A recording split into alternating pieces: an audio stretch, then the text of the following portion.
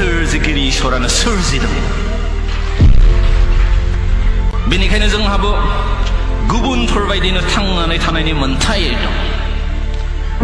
हारि बायदि थांनानै थानायनि जुजिनाय आरो दावहाया जुगामि जानांगोन।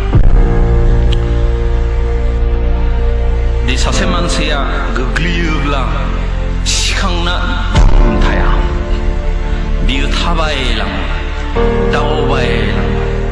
बेनिखायनो जौथाय बोसोर गोग्लैसोना थानायनिफ्राय जोंबो सिखांनानै दोम थायालाब्लानो सिगां आरो जोंनि थांखिजों जों दावगालांनांगोन।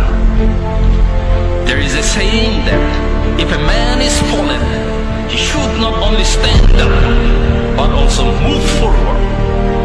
We have been fallen for centuries. जों मोनसे थांखियावनो थायोब्ला, सिमां मोनसेखौनो नुयोब्ला, मोनसे हारि होननानै सानोब्ला आरो गासैबो सैथोआव थायोब्ला आरो फोथायोब्ला जोंखौ बे बुहुमाव रावबो बोखावनो हानाय नङा।